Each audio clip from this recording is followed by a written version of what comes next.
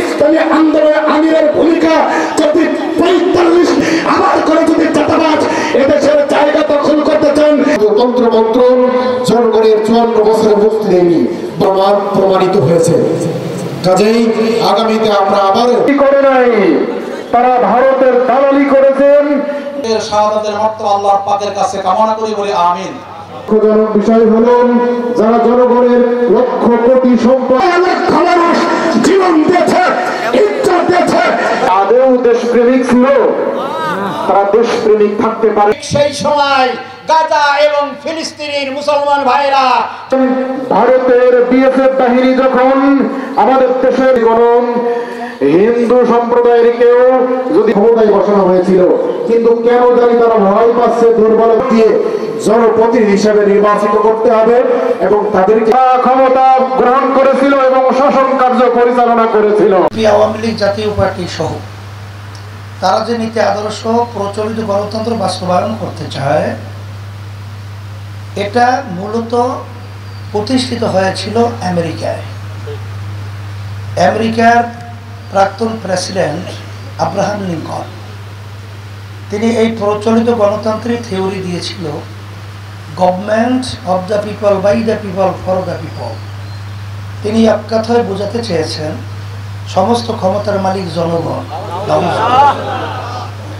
আজকে আমেরিকার ভিতরে দেখবেন তাম দুনিয়ার ভিতরে যত আত্মহত্যা হয়েছে বা চলছে, সবচেয়ে বেশি আত্মহত্যা হয় দেশটার নাম হলো আমেরিকা। তাহলে এই নীতি আদর্শের মাধ্যমে যদি শান্তি আসতো, আমরা আমেরিকা দেখতে পেতাম। তাহলে সবচেয়ে অশান্তির আগুন সেখানেই ধাউ ধাউ করে জ্বলছে। শুধু তাই নয়, আজকে আপনারা লক্ষ্য করেছেন যে এই নীতি আদর্শের মাধ্যমে মানুষ মানুষ হয় না, কুত্তার চেয়েও খারাপ হয়।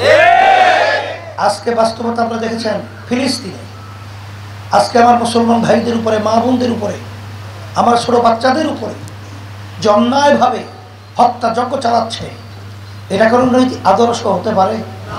এটা কোনো মানবতা হতে পারে?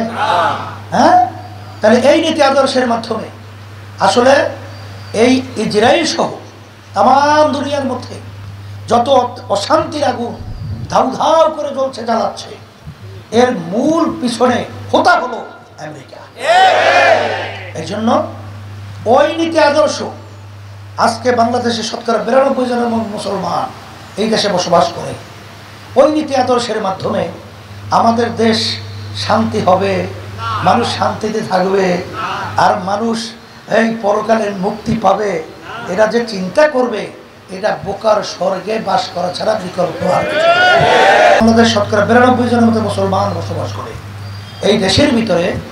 মুসলমানদের সর্বমত দায়িত্ব কর্তব্য হলো যে আমরা নীতি আদর্শ রাষ্ট্রীয় পর্যায়ে বলেন, ব্যক্তি পর্যায়ে বলেন, সামাজিক বলেন, সর্বত্র আমরা জড়ায়ে থাকবো ইসলামী নীতি আদর্শের সাথে। কথা ঠিক না? এরপরে আমি আপনাদেরকে স্মরণ করে দেওয়ার জন্য বলছি,